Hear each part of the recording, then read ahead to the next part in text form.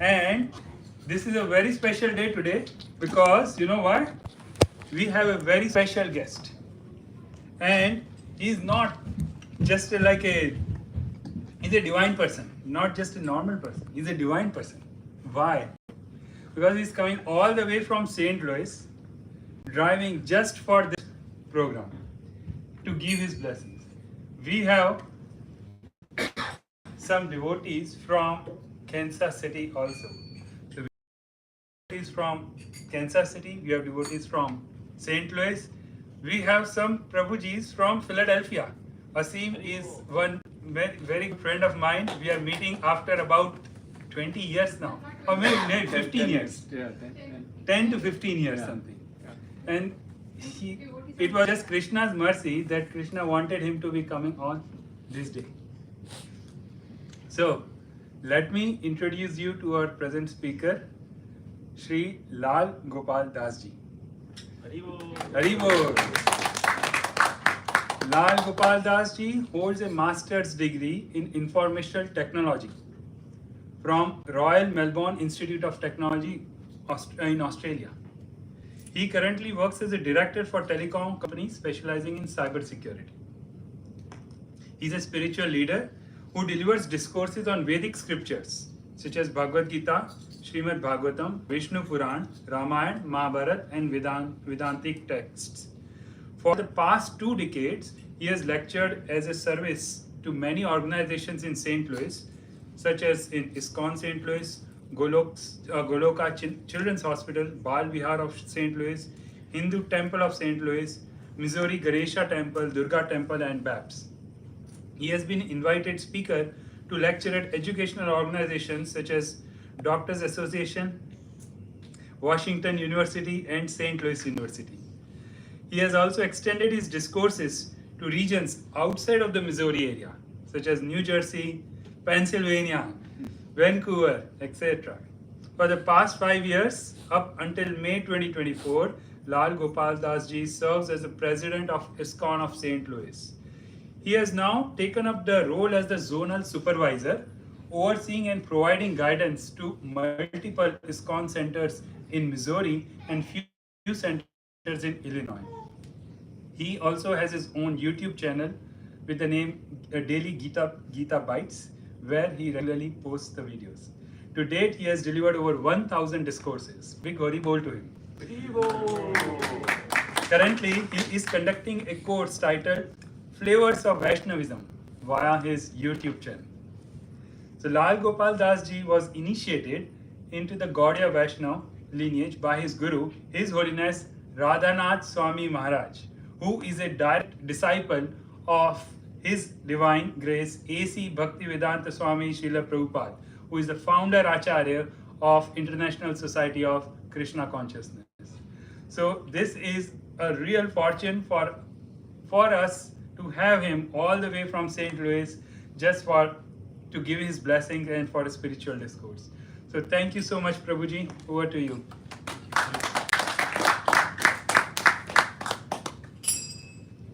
I didn't know the introduction is going to take half of my time. Sorry about it. Sorry about that, Prabhuji.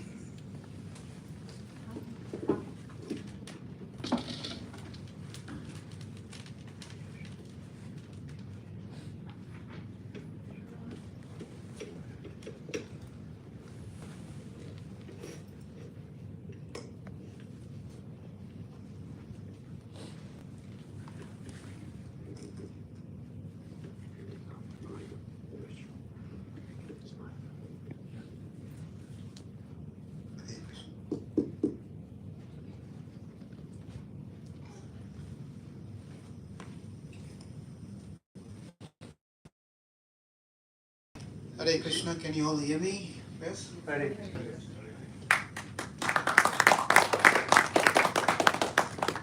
We have a very special guest over here, of all among everyone, I guess.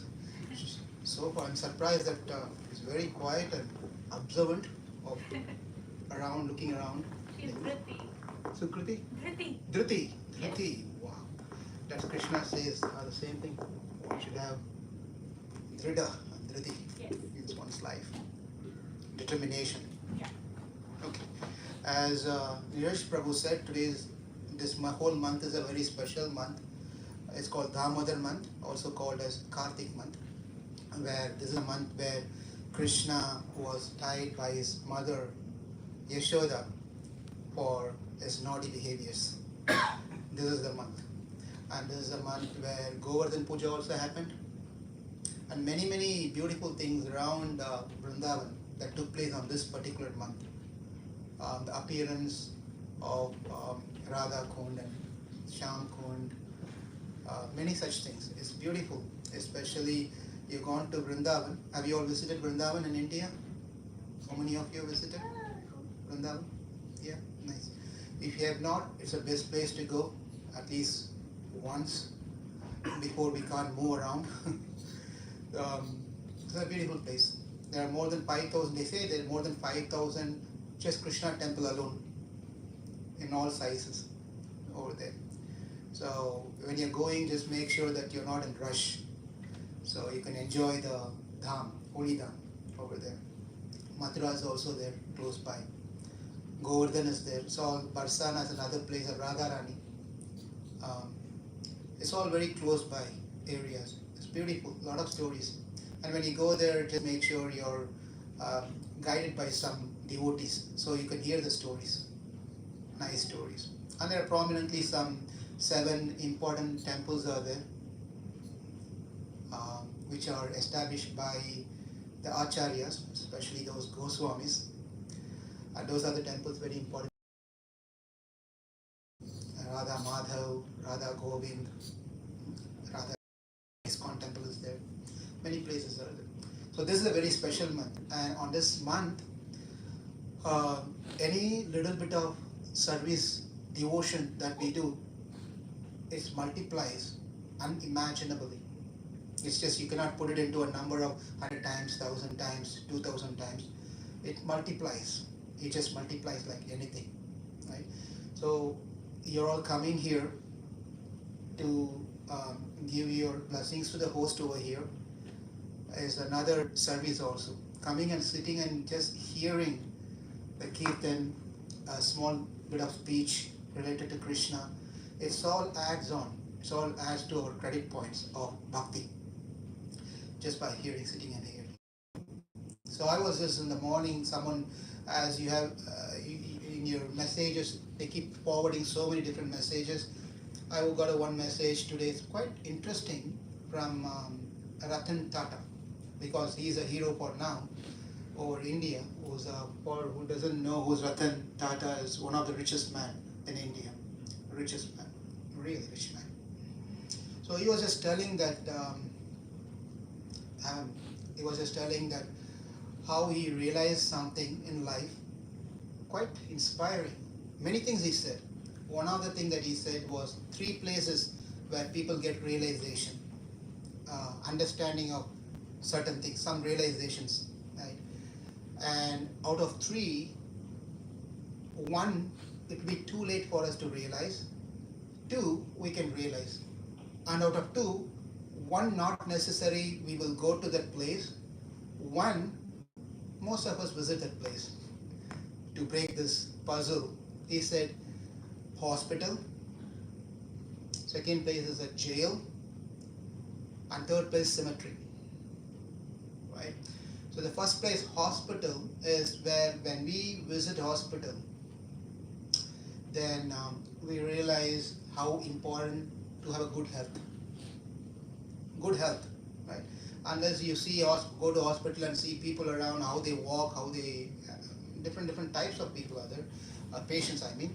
When we see different type of patients, then we realize that the body has been so valuable, and it can run to the max, to the point, and finally it breaks down.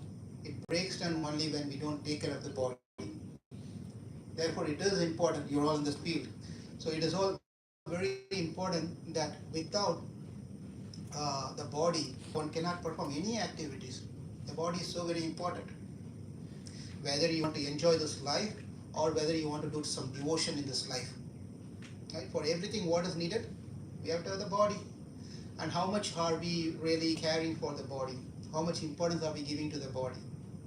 So it is important that we have to take care of our body to the best that we can, not beyond the point, best that it can function to the max. So Ratan Tata was telling, when I visit hospital, I understand the importance of the health. I don't know whether he's gone to jail, but he was just saying this out of his realization. Not that everything has to be experienced in our life. Sometimes experience comes through just watching others, right? So therefore, we should not ask that whether he has gone to jail then. No, not necessary, right?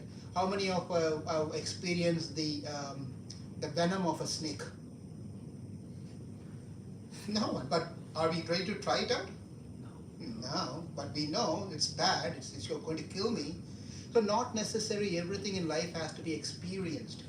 Just by watching things happening around us, we can understand. We can get some realization. Likewise, jail is another place where people understand after going to jail that the life, the value of independence, freedom, value of freedom, right?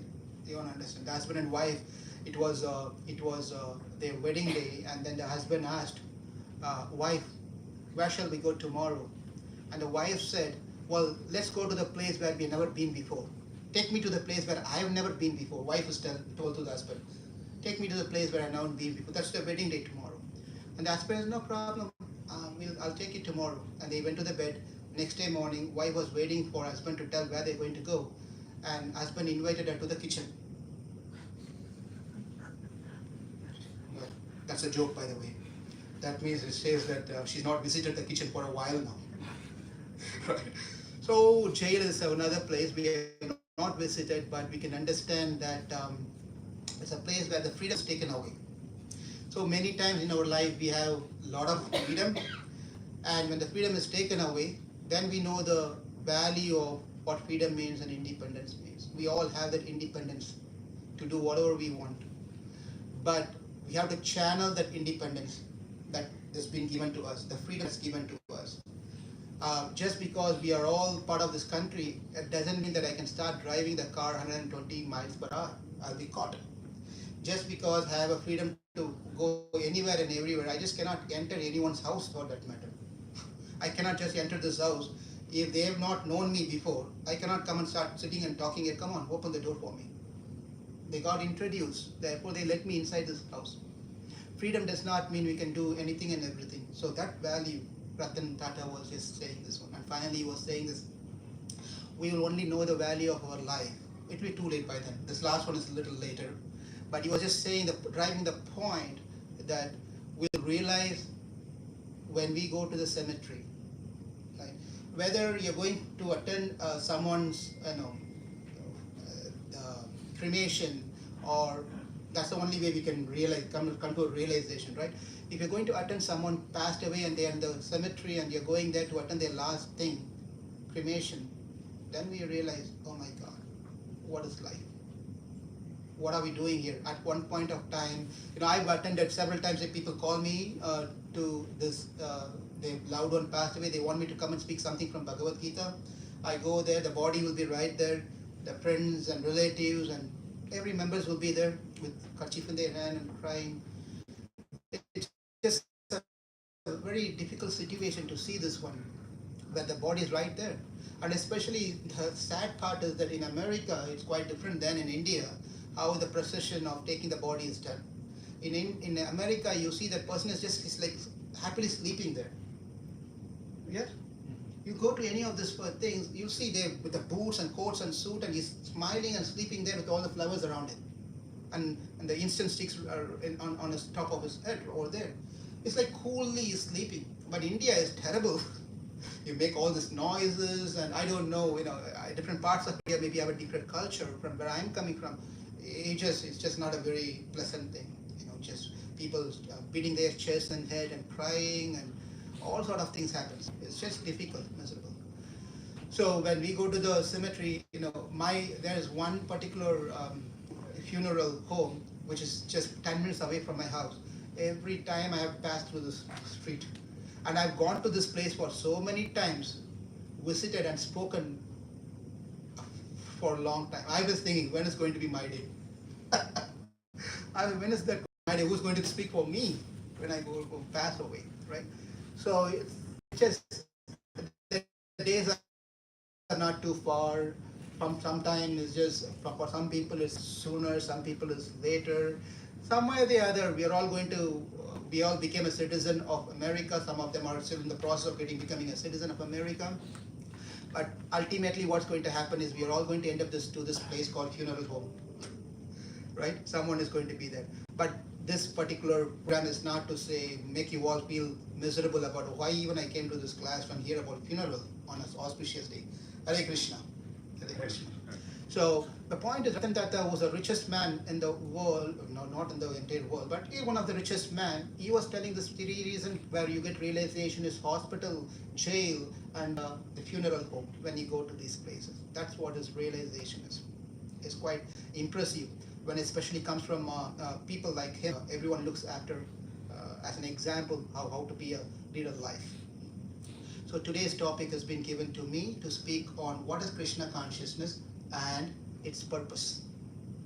Very good. So that's what we talk today. Is what we spoke for a few minutes. It's just an introduction, which I got inspired by hearing this particular statement from Ratan Tata. There are many beautiful statements that he gave. But just let's hear from the greatest of great man, beyond we can imagine of any human, from his words. That is Sri Krishna. No one can match his instructions, what he has spoken, so forth. So I start with the invocation prayer, and then we can get into the topic of what is Krishna consciousness and its purposes. Om Namo Bhagavate Vasudevaya. Om Namo Bhagavate Vasudevaya. Om Namo Bhagavate Vasudevaya.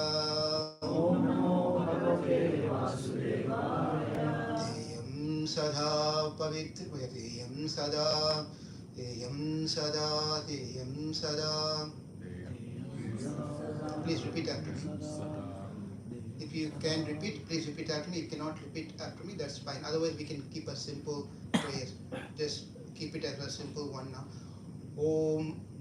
Everyone knows the Mangala Charan prayer? No problem. Okay. You can have to repeat after me a simple prayer. Jai Sri Krishna, Jai Sri Krishna, Chaitanya, Chaitanya, Prabhu, Prabhu, Nityananda, Nityananda, Sri Advaita, Sri Advaita, Gadadhara, Gadadhara, Srivas, Srivas, Adi, Adi, Gaura, Gaura, Bhakta, Vrinda, Vrinda, Hare Krishna, Hare Krishna, Hare Krishna, Hare Krishna, Krishna, Krishna Krishna, Hare Hare, Hare Hare, Hare Rama, Hare Rama, Hare Rama, Hare Rama, Rama Rama, Rama Rama, Hare Hare. Hare Hare.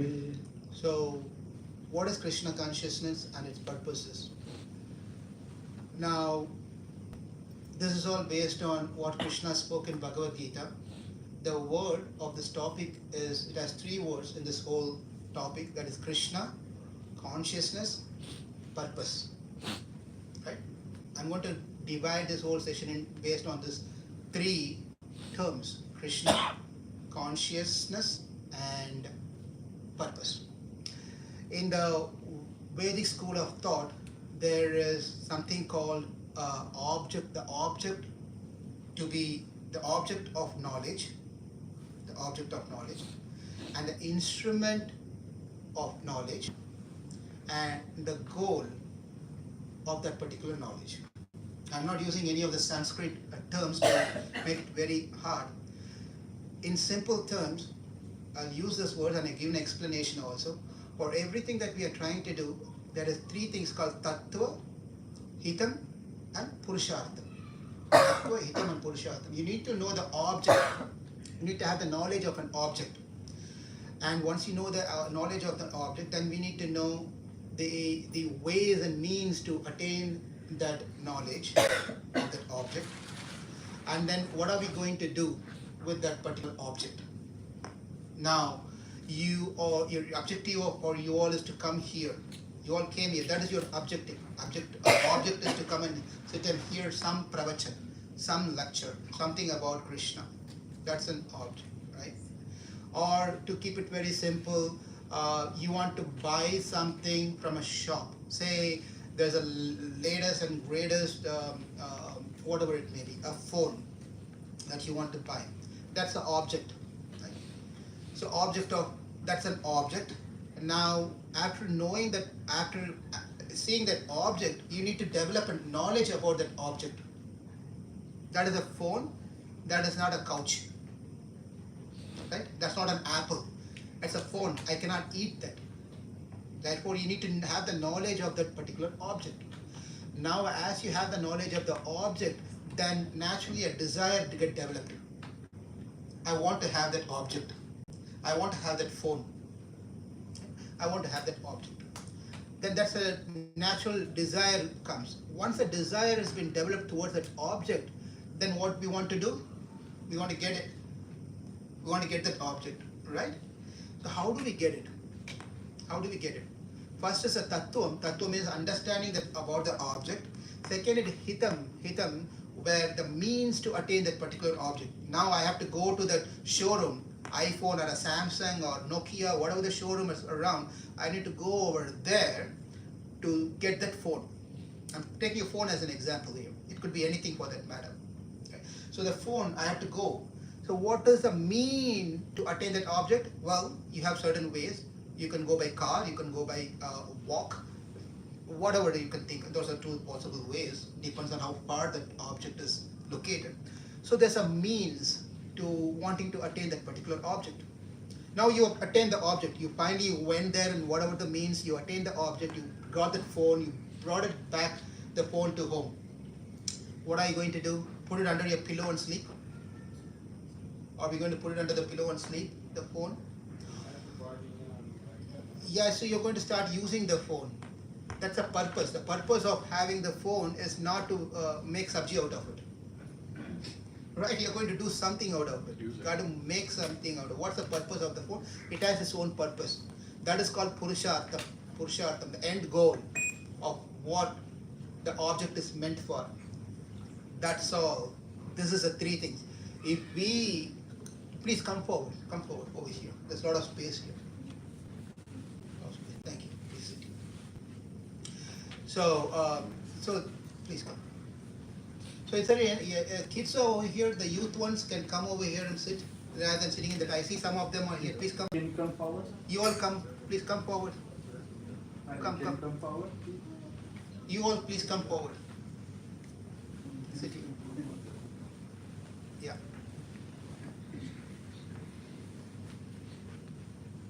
So that's a point, is that this is a three thing. First you have to have the knowledge of an object, and then that knowledge will develop a desire to wanting to obtain that object, and then we find a means how we want to obtain this particular object, and then make use of that object, the purpose. And this is all has been explained in Srimad Bhagavad Gita. Bhagavad Gita speaks about these important things of understanding what is that object, how to obtain that object, and what are we going to do with that object. Now the question is, what is that object we are talking about here? Right? We need to know and a proper understanding of what that object is. And if you don't understand, then it's going to be very challenging. Krishna speaks about few objects in Bhagavad Gita, especially three objects that we all should be aware of. There are three objects. The first one is called, I'll use the technical terms, and then I will talk about the meaning of it to make it easy. The first one is called Chit. Second one is called Achit. And third one is called Ishvara. What are the three things? Chit is where our connecting to our topic of Krishna, consciousness and purpose. Krishna, when you think about Krishna, we are talking about a particular object, and consciousness is talking about the activities that need to be performed to connect to the object, and what is the purpose of connecting with God. Right? So, therefore, over here we understand Krishna in Bhagavad Gita speaks the entire Bhagavad. How many chapters are there in Bhagavad Gita? Who knows? 18 chapters. This 18 chapter of Bhagavad Gita can be classified or grouped into three groups. 1 to 6 chapter, 7 to 12th chapter, and 13th to 18th chapter. These are the three groups. Very, very systematic. Bhagavad Gita is so very systematic, and it speaks about these concepts over here. Because if you don't have proper understanding of what Bhagavad Gita, appreciate what the message in Bhagavad Gita, then we are going to take the book and open and read it, right? What are these? There's one, a king, he said, use this one, I'm going to give you a special ring. Use this ring, and whenever you are in joy, open this ring, I've written something for you, and read it and put it back. And whenever you are happy, open the ring, read the message, put it back. Whenever you're happy, read this message. Whenever you're sad, read this message and put it back. And your life will be peaceful. And the king accepted, the sage gave this ring, and the king accepted this ring very happily. And life was going very nice. One point of time where there was an army attacked on his kingdom from the neighboring country. They came and attacked, and he was fighting, and during the fight he lost pretty much everything. This king, the ring king, he lost everything. He was with his horse, he was just running away from these other people. He went to the point where he cannot escape any further. He cannot escape any further. He was stuck on a place and he cannot go anywhere. Then at that moment he just remembered the sage one time visited him and gave him a ring. He said, when you read this message, you will be in peace. And the king remembered that. And he reached out, went to his ring. He just opened that ring, the thing. It's like a locket. So he opened it and he saw a small bit of paper. He opened it. He read it. You all want to know what it is? Yes. Yes? Yes? No? Yes. I'll skip the stories, otherwise if you want to know, don't want to know. We want to know. You want to know, right? You want to know what's written there? Okay. He opened, he read it, closed his eyes. He found something very peace, the very peace within himself. The message says, this too will pass. Everyone say? This too will pass. This too will pass. He rolled it, kept it inside, closed his eyes. What a surprise. The people who were chasing him and coming, he didn't hear any sound for a while. Somehow or the other, they got lost, they couldn't find the king, and they went into a different direction. The king went back. He had another friend of him, another king. He gathered his army, came back, defeated that neighbor, and got his kingdom back. He was in a joy, so happy, excited. Then he remembered what sage said. He opened his ring, released the paper, and what did he find? He became normal, put it back. So in life, this is exactly what happens to us. Sometimes it's miserable. Life is so miserable. Nothing is under our control. It just, whatever we plan out, it goes opposite. It just goes in a different direction, south. That time, we open our virtual ring and read this message. What? This too will pass. This too will, louder. This too shall pass. This too will pass. So life is like that, always ups and downs. And Krishna says in Bhagavad Gita that life means it's going to be ups and downs. It's going to be there's going to be ups and downs. If there's no ups and downs, it's not called life. It's called not life. If say for example, how many of you have visited an ICU? Yes. Yes. If you're not visited ICU, at least you must have this idea that they have this, the person who's lying down there like this with all the tubes and everything, right? And there is something put on his finger, and there's a wire goes to the monitor, and what's the monitor tells? There's an ups and downs. And what's your name again? Shirish. Huh? Shirish. Sri. Shirish. Sirish. Do you know anything about this ups and downs, the monitor in the hospital? Yeah, heart rate. It about heart? Yeah, it's about the life and heart and how the person is functioning. And you go and tell, what is this? So much disturbance there. Why can't it be flat? Will you ask that question? Will you ask that question? No. Flat means what? Dead. Gone for good. Right? You don't want that monitor to be flat. Flat means it's dead, gone. Ups and downs means it's active. Life is still there.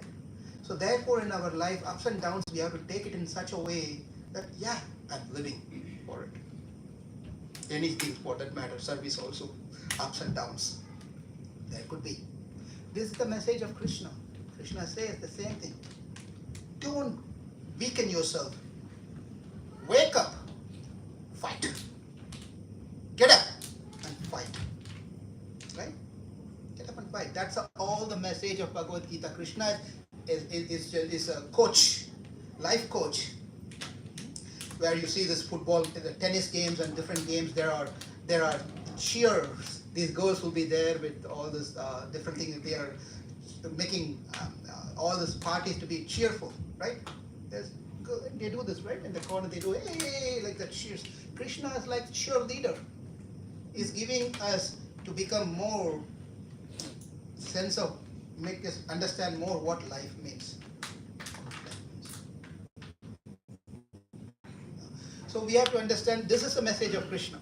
But Krishna is telling in Bhagavad Gita, in 18th chapter of Bhagavad Gita, all about inspiring someone who is weakened by heart. Life is not just that. There's a long way to go. And then he comes to a point where Krishna says to Arjuna that, my dear friend, Arjuna, I've told you so many things. I told you so many things. Pick whatever you like to pick from what I told you. Not outside of this, by the way.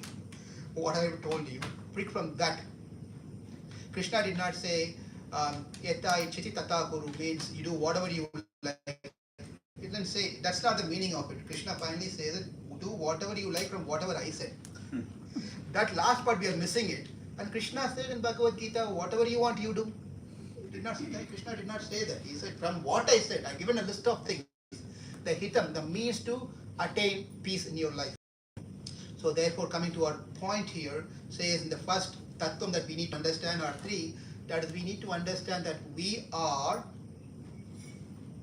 the living entities, which is different from the matter. We are all living entities, different from the matter. Now, how many of you, what's your name? Aryan. So when you were born, were you having glasses and this t-shirt and this pant?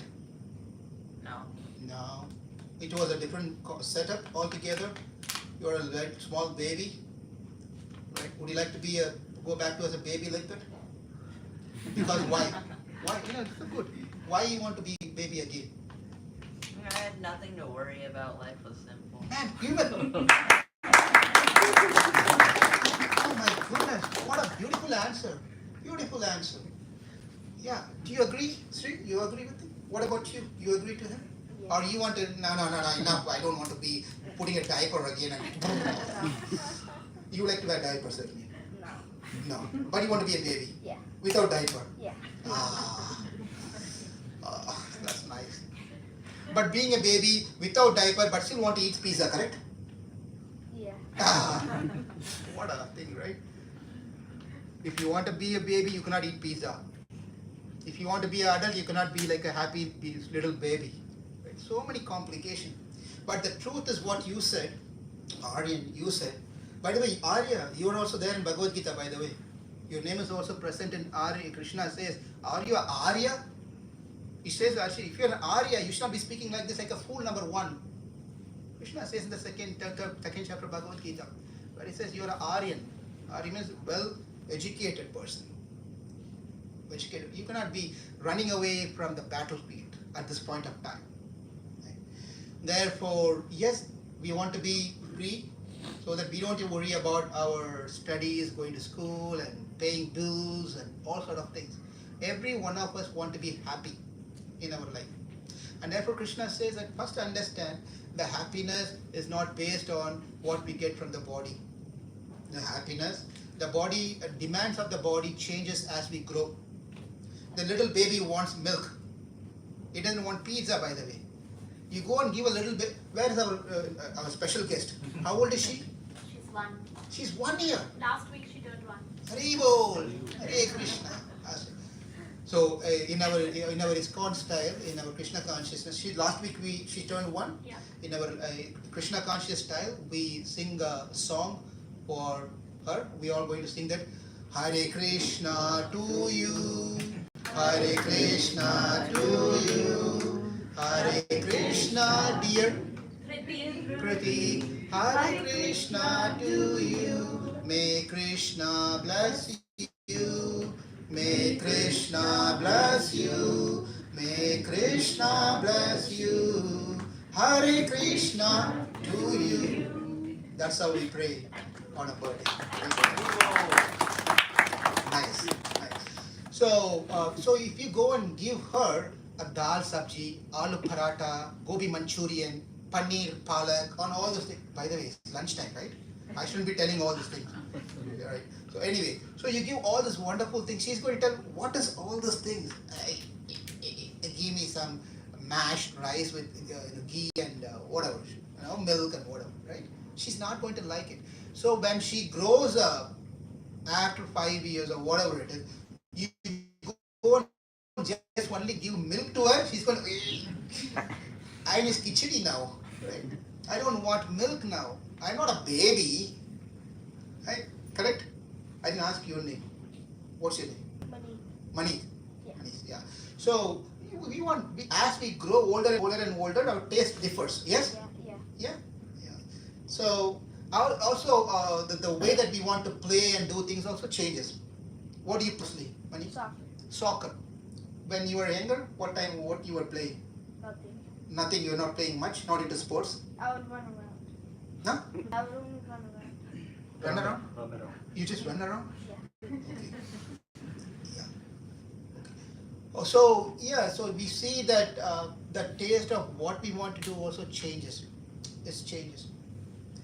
Therefore, we can understand as we grow and grow and grow older and older and older, our thoughts, our ideas, our likings and dislikings, all those things keeps changing. They change.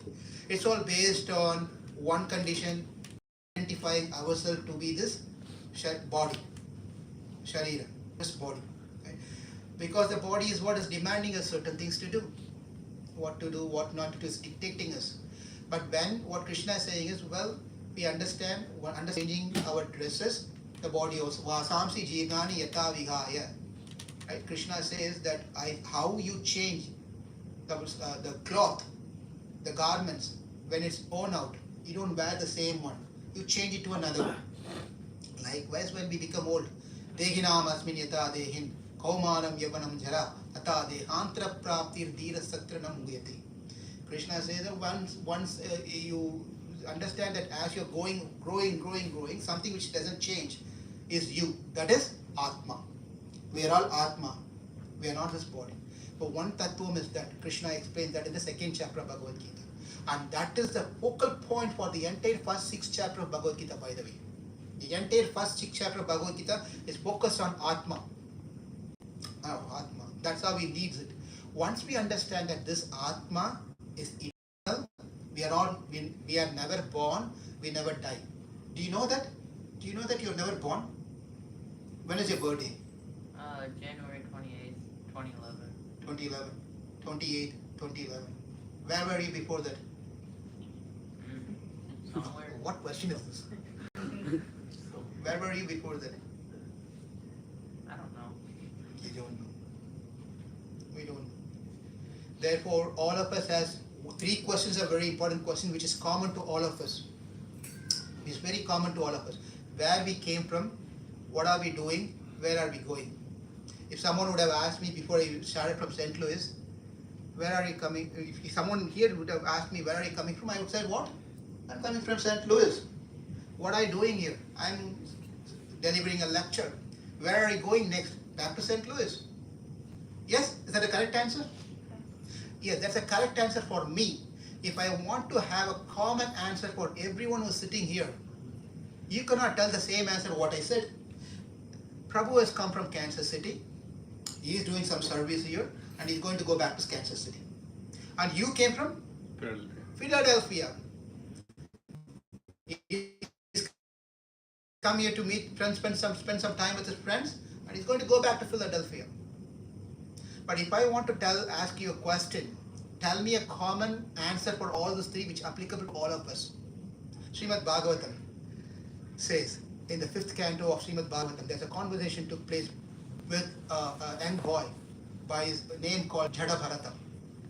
Jada Bharata. Have you all heard of Jada Bharata? Anyone? Jada Bharata? You know the story? What is the story about? No, Tell me a little bit about it, Jada Bharata. I don't remember it now. It's but fine. like I have heard about. Yes. About it. Like he was a king earlier, and he became. I don't remember. Very good, very nice. Bharata was a king first. But for some reason, in the next life, he was born as a deer. Yeah. Right? And then luckily he remembered his previous life. And now he left his deer body. Now he was born again as a boy in a Brahmana family. And this time, he also remembered his previous life, that he was a deer before. Before that he was a king, Bharata. And because of one small mistake that he committed, he had to be born multiple times like this. Now he was careful this time. So what he did was, you would like to hear the story? Yes? Yes, please. Okay. So what he did was that he pretended and acted himself as if he was a dumb guy. He was a dull guy. So his father used to tell, Baba, you need to eat with your right hand, not with your left hand. You will eat with the left hand. He said, come and sit now, I'll teach you mantras, and you will sleep at that time. Right? He will tell that, take shower and eat, he will eat and go and take shower. Right? He will do everything opposite to what has been told by his father. So everyone treated him as a waste. They used to tease him and boss him over, bully him, and all sort of things. But he never bothered. He never complained. Your brother or sister, you have sister, right? Sisters are your brother? Yeah. Okay. You never fight with each other, correct? We fight. You fight. Okay. Who's right? You or him? He's saying he's right. What do you think? I'm right. You are right. Yeah. This is there's two brothers went to a restaurant, and they ordered for a pizza, and the pizza came right in front of them. And what happened? They only made made into two pieces, and one piece was small, another piece was bigger. Okay. Now they've been given a chance. Who's going to take which one? Which one will you take? Big. Which one will you take? Big. Come on, guys. There's only one big size. So the brother said, what's your name? Navyam. Navyam. So Manish, right? Yeah. No, money. Manit. Manit said, who's older between, or you both same? He's older. You're older. And then, Navyam is taking he was taking the bigger size. And you said, brother, you're older, you should have a little bit of sense. Why you're greedy? Why you take this one? Why you take the big piece? And then he's asking you, well, if I don't take, which one will you take? He's a very wise man, nice man. He said, I'll take the small. He said, that's what I gave you. He wanted to be a good guy. So he said, I'll give you a small piece. That's what I gave you. So it's a smart way of working out things. Anyway, so here the point is that Jada Bharata was acting as if he was a dull guy. So all his brothers, when his father passed away, they took him and put him into the forest, deep into the forest, let him go. Jada Bharata did not worry about anything. He was just walking on the forest. As he was walking, there was a procession. A king was traveling from his kingdom to another place to meet a guru. On his way, he was being carried in a palanquin. You kids all know what palanquin is? Yes. No?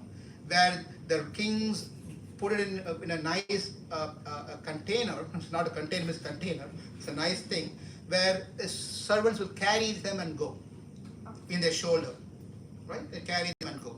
That's called palanquin.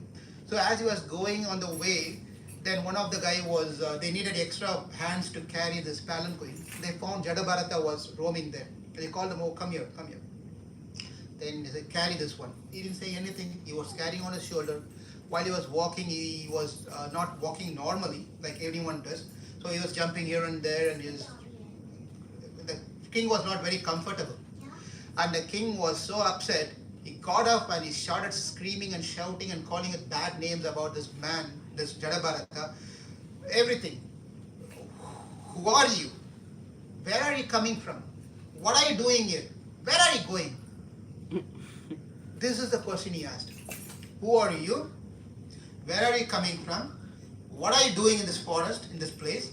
And where are you going? And he asked in such a way, it was really heavy words. Bhagavatam, you read, heavy words. He taunted him in many ways. You have a stout body. Did you know, it looks like you have not eaten. So many things he says. But anyway, he asked this 4 questions. Until that date, Jadabharata has not spoken any words to anyone. Now he opens his mouth and responds to the king. King Raghuguna. His name was Raghuguna, king. He responds to the king. King, the question that you asked to me is the same response what you would give to others. Who are you? Where are you coming from? What are you doing here? Where are you going? Yes? Same response. King did not understand. What? I am coming from my kingdom. I am King Raghuguna. I am coming from the kingdom. I am going to meet a guru. He said all those things. And I will be back to my kingdom. And Jadabharata smiled and said, no. You, who you are, I am the same.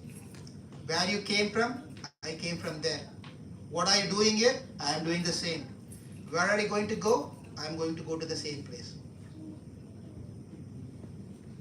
Come on, enough of this suspense. What is that? He said, I am Atma. You are? Everyone. Atma. So if we have to say a commonality between all of us sitting here, someone is sitting in saffron color, someone is in the blue shirt, someone is in the green, someone is in yellow, someone is in different colors over here. Someone are wearing glasses, someone are not wearing glasses. Someone is male and someone are female here. Someone is adult, someone are kids here. Right? Different. How do you want to say that we are all one of same nature? How can you say that? Even we can say that we are all from India, Indian. Well, even in India, we are different people from different part of the India origin. I mean, Americans are here, Indians are here. So many different things are there. So if you all say we are all one, in one sense, can we say? We can only say if we remove the identification of our body. Remove the identification of the body. Then, are you not Atma? I am Atma. You are also Atma. You are also. Is anyone here not Atma? That means we have to be a little worried about. Is anyone not Atma here? Every one of us are Atma? Yes? Yes? Yes. Every one of us are Atmas. So we are all Atmas. So we are asking, who are you? We say, I am so and so. A big introduction was given about me. For what? For nothing. I am just simply an Atma. We are all Atmas. Remove the identification and introduction. We are all Atmas. Well, first answer satisfied. Where are we all coming from? Well, I am originally from India. You are from Texas? Yes. Where are you from? Kansas City. Kansas City. You are also not from Kansas. You are from Florida. Florida. And you? Columbia. Colombia. Anyone else? From anywhere else? Outside of the world? California. Huh? California. You are from California. Very good. And some of you are from India, originally from India. Some of from Delhi. Some of are from Hyderabad and different parts of the world. In that way, we are different. We are all coming from a different place. But didn't we all come from mother's womb? Yes or no? Yes. If you're not, you must be a divine person. If you say, no, I'm not from mother's womb. Well, one may challenge saying that I am a test tube baby. Let's not get into too much of complications. Right? But it's all mothers, naturally mother. Right? Without that, the seed of father and mother, it's not going to, nothing is going to happen. Therefore, we are all coming from our mother. Second question is common to all? It's common. So, the first one is we are all Atmas, common to all. Second one is we all came from our mother, Therefore, yes, that means what? To Aryan, your place, to answer your question, the where we came from is not the only first place. Before that, we existed somewhere else also. We had a different father, different mother. Right? Therefore, we are coming from the previous life to this life. Second question, common answer. Third one, what's the third question? Anyone remembers? What are we doing here, now here? I'm speaking, you're listening. Otherwise, you go home and do whatever you need to do. I go home and I do whatever I need to do. They go to the temple, they do what they need to do. We are doing something or the other. Whatever we are doing is all different from each other. Yes? How can we make it common? Clap. We are all coming into the sync mode now. Karma, advanced students. Karma, everyone can say we are all here to spend our karma. Yes or no? Yes. One may say, I want to come here to collect karma. That's a different topic altogether. The main purpose of coming here, we have to spend all our karmas. Finish the karmas. We are all, in one way or the other, we are here running around, doing things, many things we are doing. Simply we are draining our karma. That's why we are here. Because of the karma I came here, that karma I am spending here. We are all same three.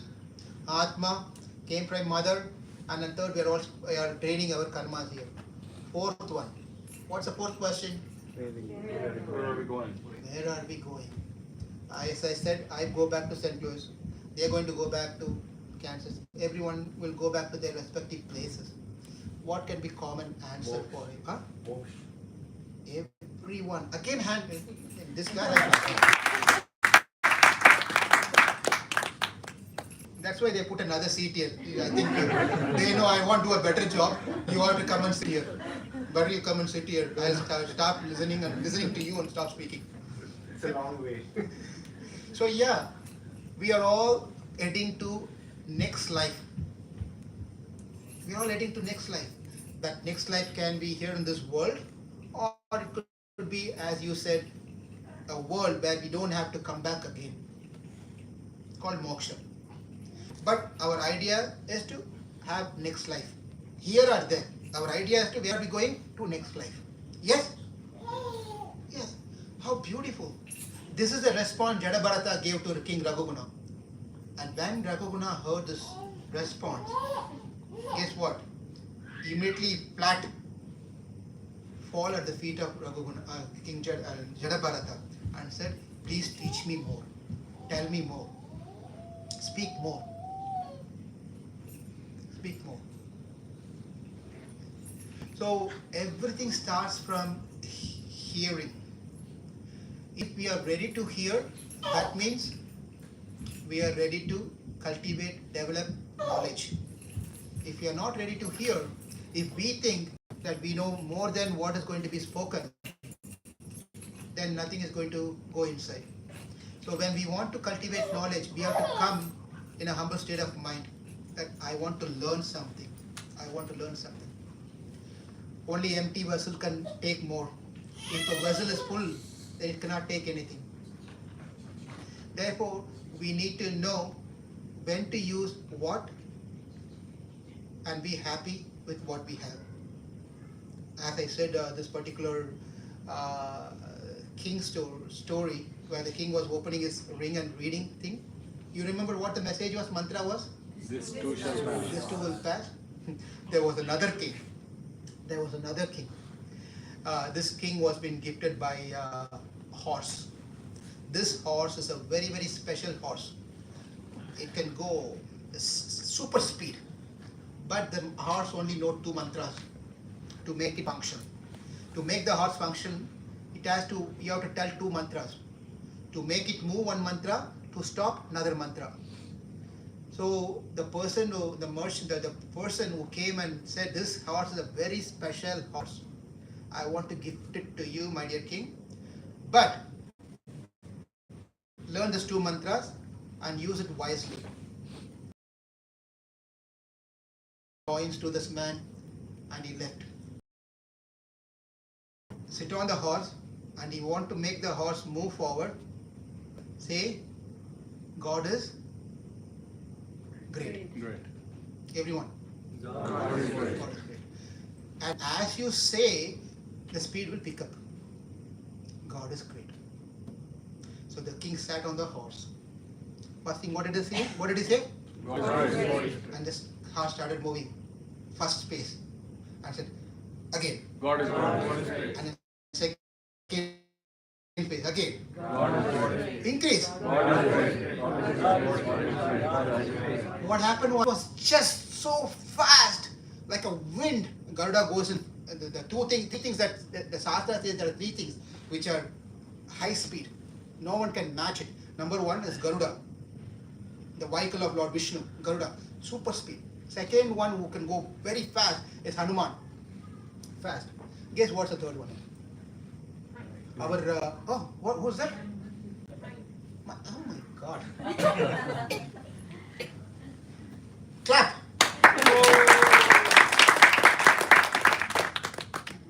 We are highly qualified audience here. Anyway, the mind. Mind is equal to Hanuman and equal to Garuda. It can go anywhere. Right now, your mind would have gone to already some part of the world. Who knows, right? I may be thinking, oh, this person is so attentively listening. But you must be thinking, evening, pav bhaji. Whatever, I don't know. You must be gone to some place outside. Or I must be thinking, attentive audience. We don't know.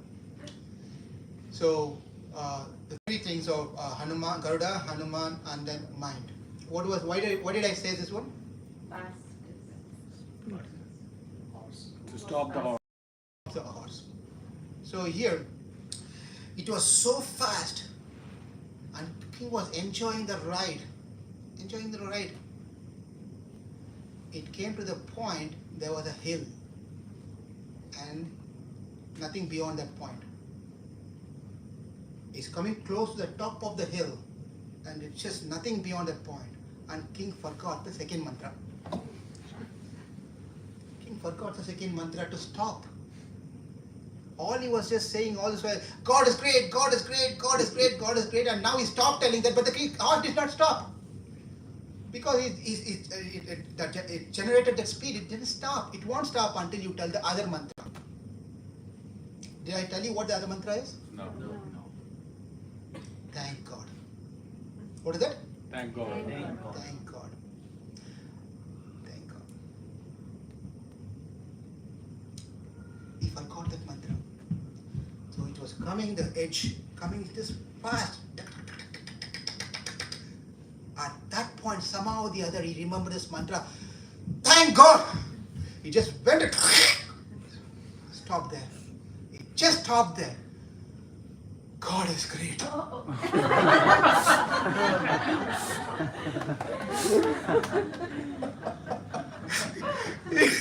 He shouldn't have said that. He said, God is great. You know what happened after that? Where to start? Finished. Sometimes we have to be very wise in making our prayers in a way that is beneficial to us. Right? So Krishna is waiting for all of us to make that prayer that God is great. And whatever he has done in our life, we have to be very thankful. Rather than cribbing and telling that I don't have this one, I don't have that one, this, all those things. Be happy with what we have. Therefore Krishna, as he was telling in Bhagavad Gita, in the second part of this.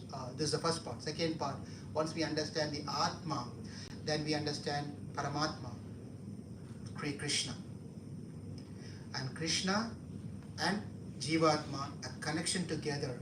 How to make that connection? Right? Remember, always connect back to the stop. We saw the object of knowledge. I have a cell phone. I cultivate the knowledge about the cell phone. Now I need to know. My desire is developed. I and that phone has to be connected.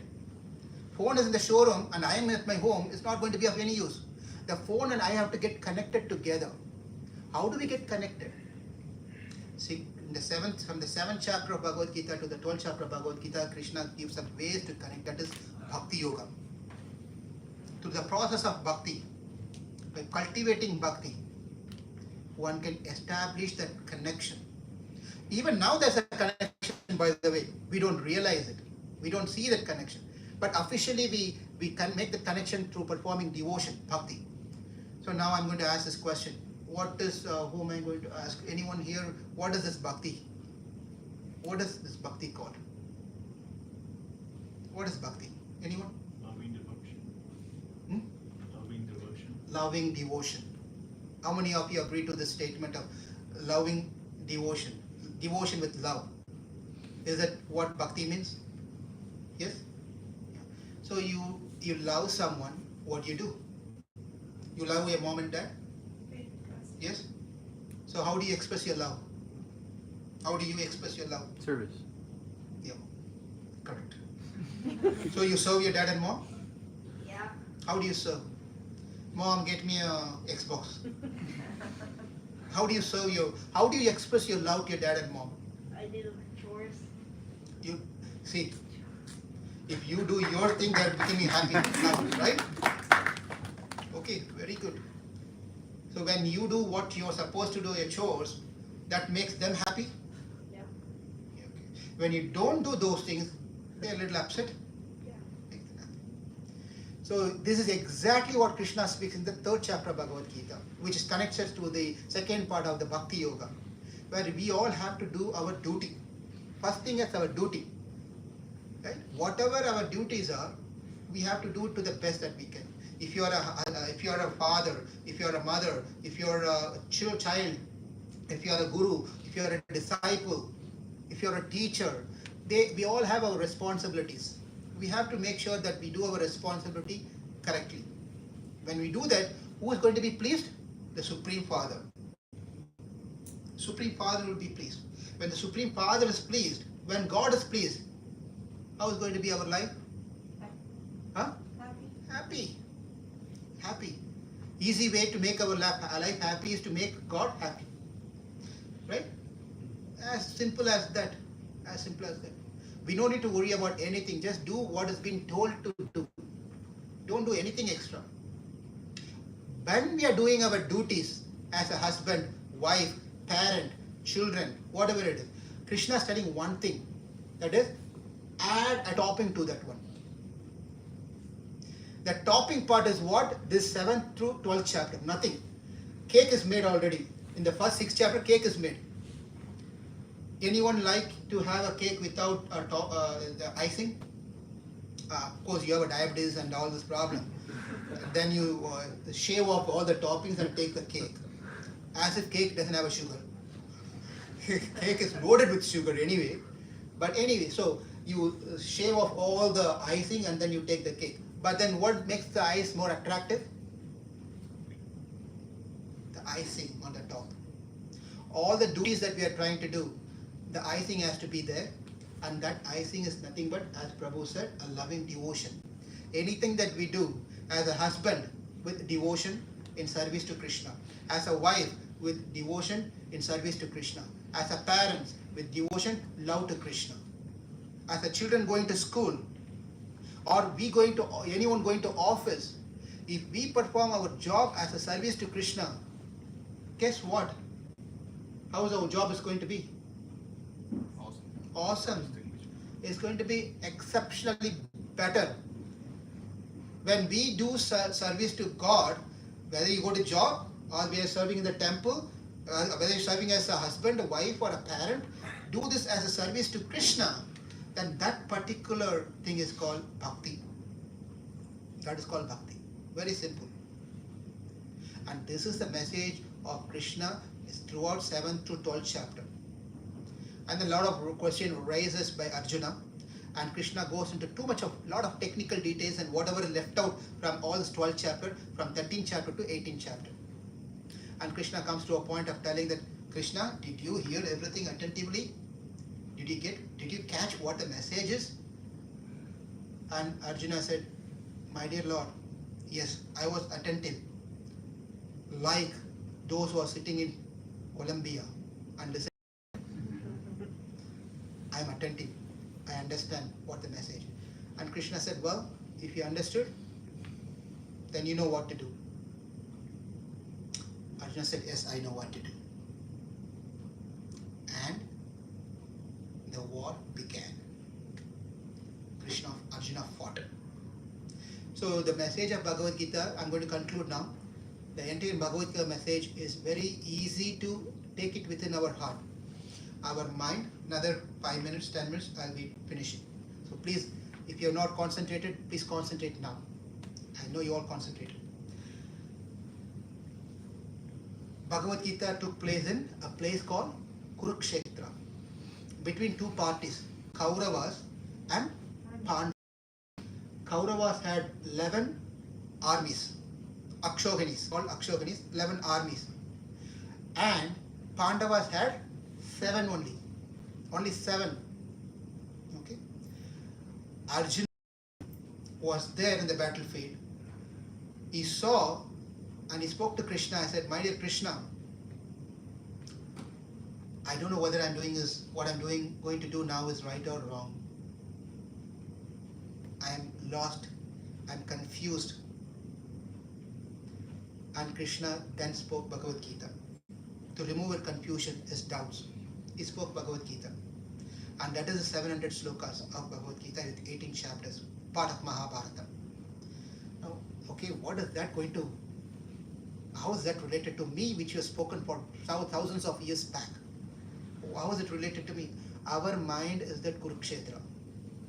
Our mind is a Kurukshetra. Always battle is happening in our mind. Always the battle takes place. Whether to do this, whether to do that. Whether this is right or that is wrong. Right from the right from the time we get up from the bed, we always have a choice whether to get up or not to get up. Yes? Yes? Right? Always right on the bed, getting up at the bed, we always have a debating whether to do this or do that. Mind is a battlefield all the time.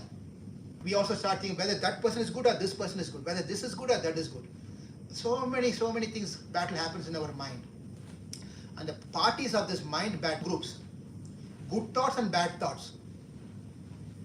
Guess what? Who has more army?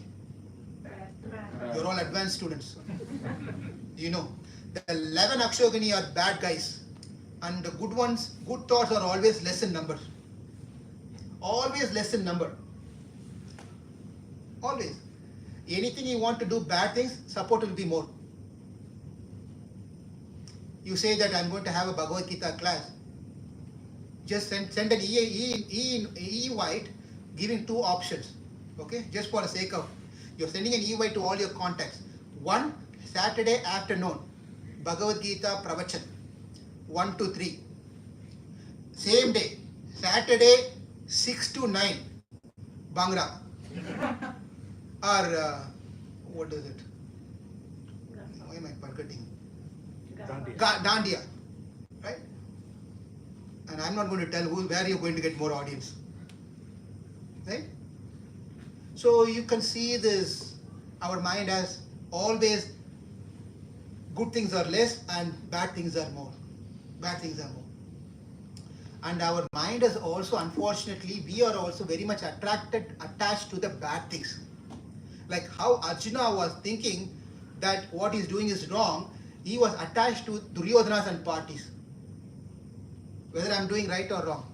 I think I should not kill them. They are nice people.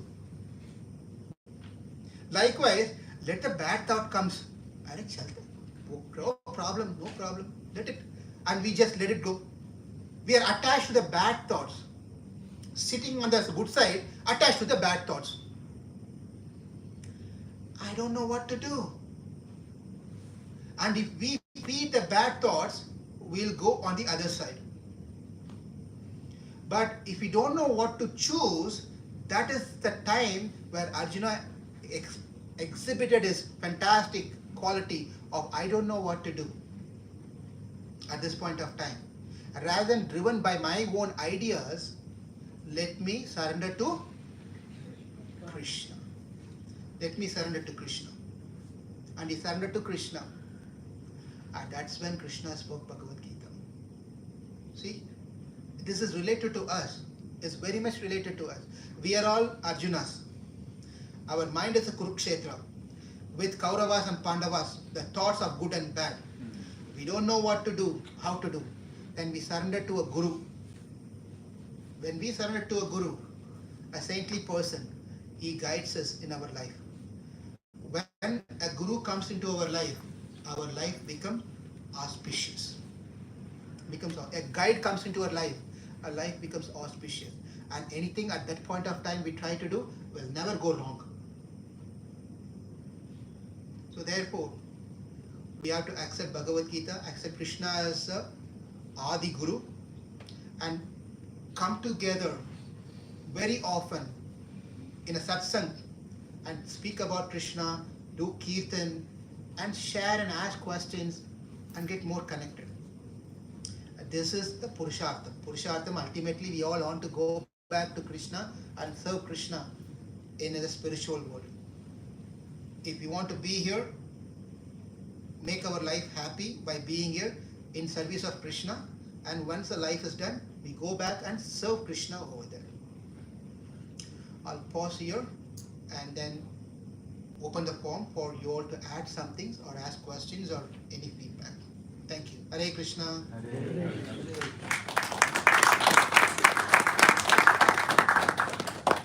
Okay, what do we have? Anyone want to share anything?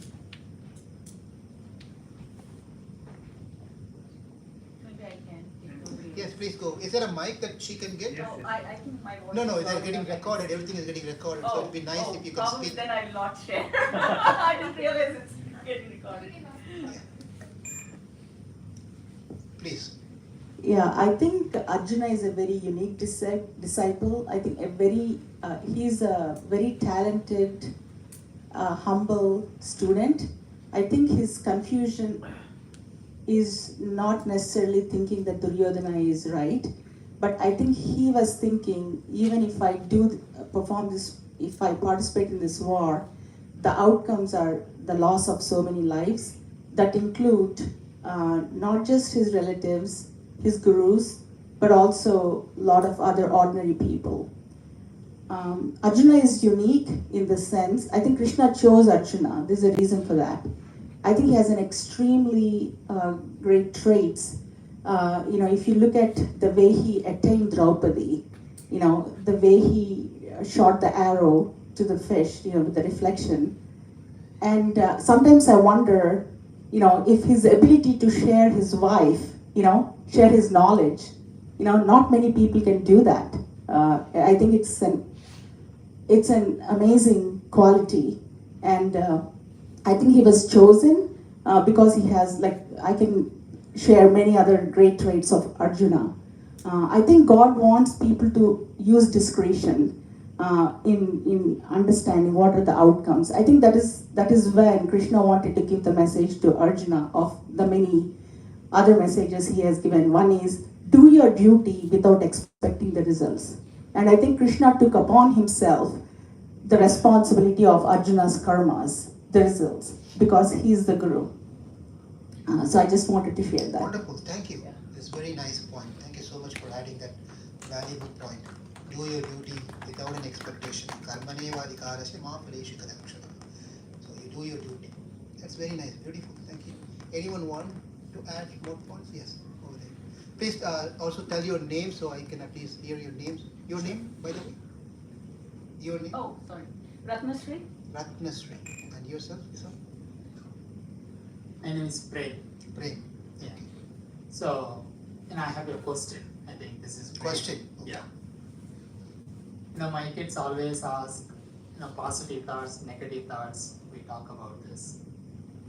Now, when we talk about it, always keep positive things. The kids always say, it is very difficult. How do you just keep all the time positive things? Ahara Suddha Sattva Suddhi. So very first thing we have to start, we have to understand, scientifically we have to understand what we put in, what we get as an output. Very simple. What we put in, that's what we are going to get. And another example is what we associate with, that's what we become. These are the standard known phrases, right? That if you want to become a great singer, you hear more about the singer. If you want to become a big entrepreneur, a businessman, then you read more about how this person did, that person is, all those books, the biography, and you become, at least you can try to become like that, right? So, if you associate with more of people who have positive thoughts, then naturally we will also be infected to become so with positive thoughts. That's number one. Number two, that's one thing, but there may be a situation where not necessarily we may get such positive thinkers all the time, right? So what do we do? Internally, one thing is external, to go outwards to reach someone who is positive and associate with those people who is positive, giving us a positive energy and thoughts, encouragements, empowerment and so forth. Second thing is what we take in is going to become our thoughts also. That is, what we eat ultimately becomes our thought. If we eat food of sattvic, then our thoughts will be good. If we eat food that are rajasic, then our thoughts will be rajasic. If you get into the tamasic food, then we'll be dull, lazy, things like that. Therefore, it is also important that pay attention on what we eat. Food that are sattvic will give sattvic thoughts and positive thoughts. Is that help? Yeah. Thank you. Nice. And especially one more added to that point is that just sattvic food by itself is good, but that food which is offered to Krishna and then consumed by the family members, then that has a very special effect on us. It's like a elevator that takes us faster. Just a sattvic food is good, but when it becomes a sattvic food becomes a prasad that is offered to Krishna. Any sattvic food that we cook, when you offer to Krishna, that becomes prasad. And when we eat the prasadam of Krishna, naturally we are not going to get any bad thoughts. So that's something that we can start practicing. Okay, I'm going to cook something. When I cook, let me offer to Krishna today. And let's, as a family, we eat all those, what has been offered. Okay? Thank you. Anyone else? Anything? Sharmaji, anything you want to add? Nice to see you. Sharmaji can add. Sharmaji is also a priest at the temple. Sharmaji is not alien to me. See? Yeah. No, we were talking about That's him in right. St. Louis. He was in St. Louis. No. I still am there, Yeah. So he is very familiar personality And for me. you will Very see that humble, very nice, learned person. Very, very great. Please, you want to add something? I think you've covered everything pretty good, but I just wanted to add something to your answer to this question. Yes. Yeah, how do you keep positive thoughts through positive actions? And how do we perform positive actions? So the very first, I'm basically a mantra fanatic, so I always fall back on the Vedas. That is the essential source of all knowledge. And as they say, whatever Krishna's discourse of 18 chapters, that's all a condensation. It's the essence of all the Upanishads, basically. So, and Upanishads are part of the Vedas. So what the Krishna Yajurveda, the Yajurveda tells us, which is also known as the Karma Veda, because it has to do with doing the righteous karmas. The very first mantra, and this is also actually all the first 4 mantras of all the 4 Vedas are chanted as part of the Avadhana Seva once the services are completed, as part of the puja. So probably some of you know that that's how our Kalpa Sutras are set up. But anyway, so the very first mantra in Yajurveda says, Vishayatva Arjatva Vayavastha Payavastha Deva Vasavita Prarpayatu Sreshtatamaya Karmane Savita. So there is 2 meanings in Veda for that word. One is Savita in the context of our world, which is the earth, and the life the energy that it derives from, which is the sun. So that is one interpretation. But in general, in a broader sense, the Veda refers to Savita as the creator of the universe. So what should we pray? Ask for. Devo Savita Vaha, may that Savita Prarpayatu, inspire us to do what? Sreshtatamaya Karmane, to do the most righteous things. And the Vedas will tell you what the righteous karmas are. Doing your Nitya Karmashtakam, if you are a Brahmin. Or doing, if you are not, then obviously you have a different lifestyle, doing your duty. So, doing things like, your Sandhya, Snanam, Japo, Homo, Devatanam, Chapujanam, Adityam, Vaisvadevam, Brahmayajnam. So those are the karmashtaka, 8 karmas that you have to do. So anyway, so basically always pray that you should be inspired by the Savita, the creator, that you should be able to perform the most righteous karmas and then follow them. This will always inculcate positive habits from which will come more positive thoughts. Thank you, Hare Krishna.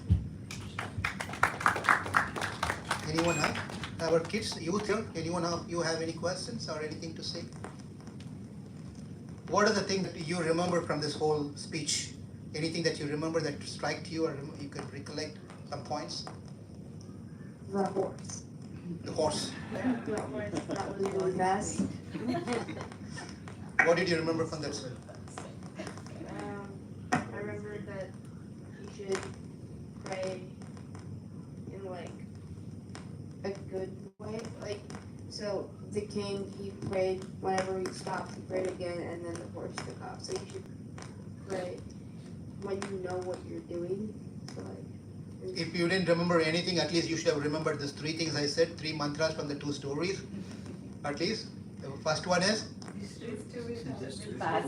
this too will pass. Number 1. Number 2, God is great. God is great. Number 3, Thank God. at least remember these 3, please.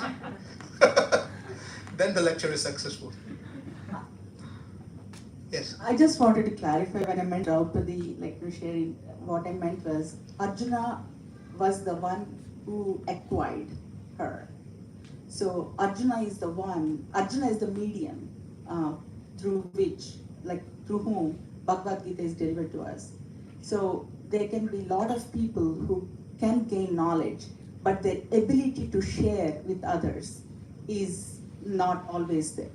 So that's what I meant. I just wanted to clarify. So if you really look deeper into Mahabharata, I think the qualities of Arjuna will kind of make you realize why Krishna chose Arjuna. Yeah. And I think he also appreciates his confusion, because I think because there's a difference between difference between blindly saying my duty versus having a clarity on your definition of duty, is it right or not? So we need to have that vichakshana, that ability to judge and discern for this particular, like for example, Rama, his first duty as a son is towards his father, like as a son, right? So I think different positions will give you different duties. Yeah. So I think that ability to discern, and that's what Krishna was also telling Arjuna, you're a Kshatriya. So you have to, dharmo rakshati rakshateha. Rakshati, Rakshati. So that means you have to do this duty because you have to destroy the evil, even if you're going to kill. So I just wanted to share those things. Yeah, my real fear now is, will I be invited next time or not? Because you're all speaking so much already. Oh, Sorry. No. The compliment. Appreciation. Thank you. It's very nice to be in the among the learned people over here. It makes it much easier for the speaker. I really pray at the lotus feet of Sri Jagannath, Baladev, Subhadra over here, Krishna Balaram, our temple, and Radha Krishna, to bless you all with a lot of happiness, joy, and give more opportunity for those devotional service, bhakti, and get closer and closer and closer to the Supreme Lord. Thank you, and thank you for having me here, and please forgive me for any offenses that I might have committed. Thank you. Hare Krishna. Thank you so much, Prabhuji, for a very wonderful and inciting talk. And we are really blessed to have your presence. Now, after this, we would like to do Damodar Ashtam. If, is that okay? Yeah, so Damodar Ashtam is one of the prayers which is learned together, and everybody